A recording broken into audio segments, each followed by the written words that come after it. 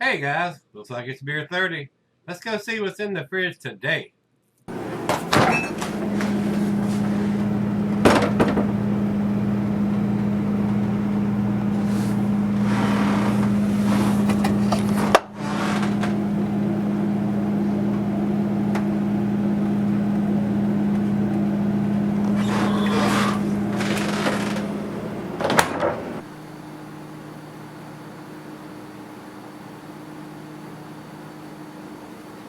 Hey everybody, welcome to Gregsbeerreviews today. Looky here, I bet this is going to be a tasty beer right here. This is I Don't Ever Want to Be You from the Brewing Company.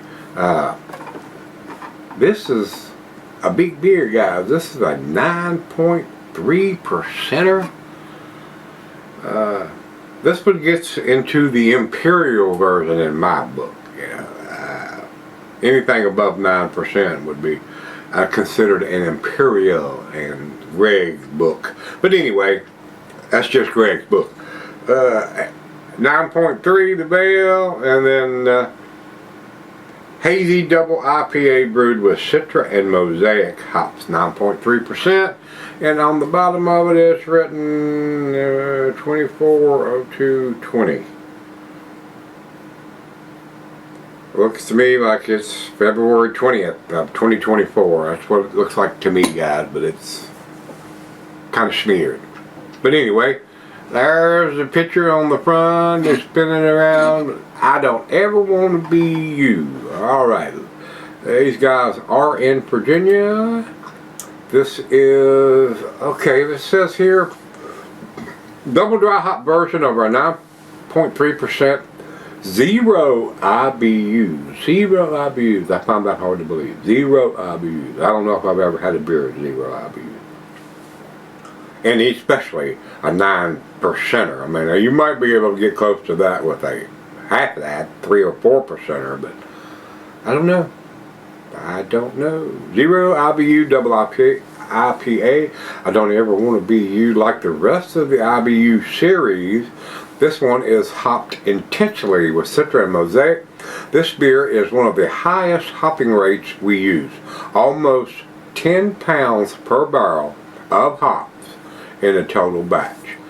And Beer Advocate even goes a little further and says, the hop presence and the aromatics and flavor profile on this one is unparalleled to any other double IPA we've released. Due to the amount of hops we had to use in this one, we will most likely not be brewing this one again. And if we do, it won't be for a very long time. So, I don't know if this is, I'm sure it's been brewed before, guys, because they already have, it was done in February and they already have a rating, and they have 21 reviews and 101 ratings. And over at Untapped, there's over 8,600. So they did brew it again. Trust me, they've done it before. And while we're talking about this beer, the price. This beer was $7.99, $8 a can, $8. There it is. All right, let's get into it.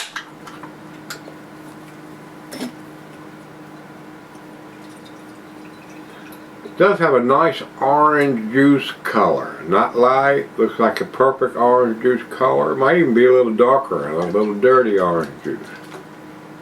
Definitely darker than the one we had yesterday. Alright, that's all we're going to get in there. Finger and a half, maybe a little heavy on that. 3/4 maybe. That looks perfect, guys. I mean, that is a beautiful color in the beer. I can't see any light through it. Maybe just a tad darker than orange juice, but still, that's mighty pretty beer right there. To the nose we go. Grapefruit, tangerines. I'm getting a little bit of peaches and maybe some mango. Very citrusy. Very pleasant smelling. I find it hard to believe that it's zero IBU. Let's find out. Cheers.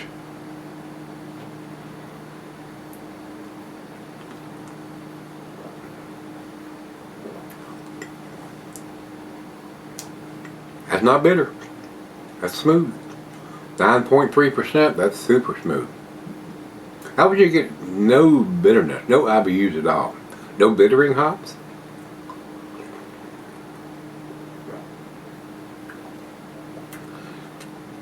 It would take some work there to do a 0 IBU without it being too sweet or something.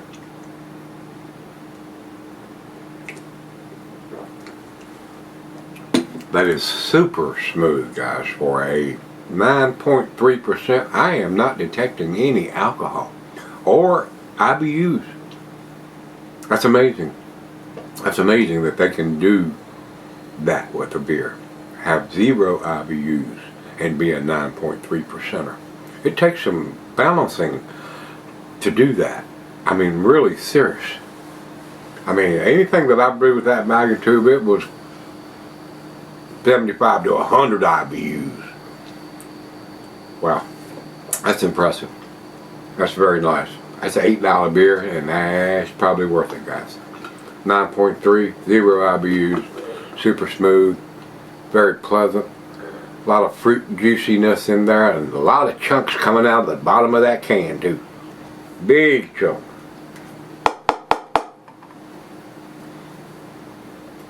Yeah, we got it in there, and they're gathering at the bottom. So guys, make sure you do that swirly swirl and get that stuff out of there and get it in the glass and get it mixed up in there as you're drinking it. Speaking of drinking it, that's what we're going to go do. Alright guys, I'm back. Nice lacing effect on it. It's not awesome lacing, but it's nice. It's got some lacing on there, guys. This could easily be a 10 beer, guys. I mean, I'm on the fence here. I could give it a 9, a 10. It's a solid A, guys. There's no doubt about it. It's super easy to drink, very tropical in nature, very pleasant, no bitterness. So I don't know if y'all can see that, but it has a very heavy sediment cake there. So I don't know how that's going to show up on camera if you can see that, but when I get down to that point, I can see what's floating around and what's accumulated on the bottom of the glass. And when I do that, I can see it. I can see it. And it's a nice cake on the bottom there. So what comes out in chunk usually dissolves. Sometimes it don't, but most of the time it'll dissolve and accumulate on the bottom. Then when you get to about to this point, that's when you want to make sure you're swirling it up. And it's all going to mix back in with the beer. There's nothing on the bottom now. You don't have a great big black or green or brown spot on the bottom there. So it's all mixed back in. And it smells awesome. That's hops just laying there, and you don't want to pour that down the drain. There it is, final chug.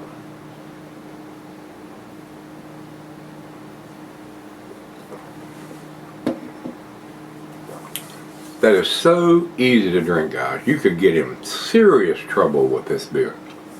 Very serious trouble. Not knowing what you're drinking, I mean, you could drink 2 or 3, even 4 of these and be so inebriated you probably couldn't get up to go to the bathroom. I mean, that's how smooth this is. So this is definitely one you would want to be careful with. Wow. It is so tasty. You don't realize how much alcohol is in this glass. Wow. Very well done, guys. Like I said, I was on the fence there. I know it's an A beer. Is it going to get up to the 10? The date's on the bottom of it.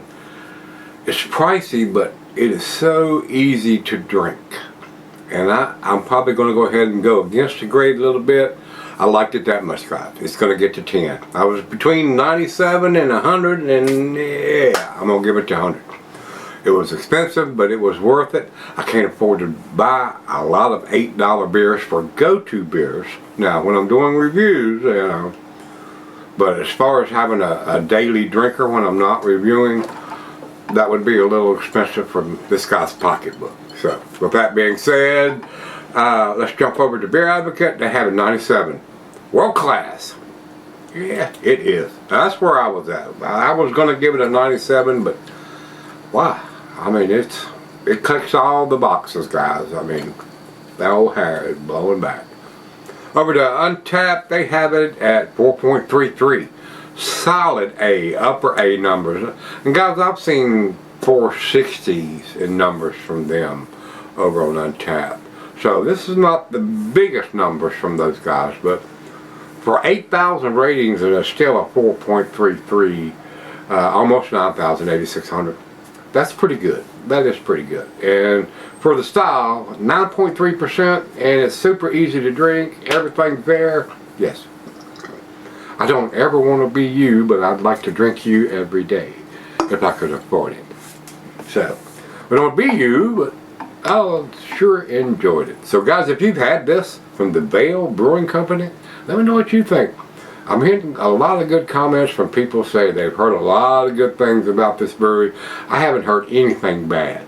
So, and they're making other styles too. Like I told you guys, they had a sour, and again, it was almost $9 for that, I think is what it was. So, I may start doing that as I can afford to. So, with that being said, if you've had this one, let me know what you think. Was it a 10 to you? Till we meet again, let's go see what's in the fridge.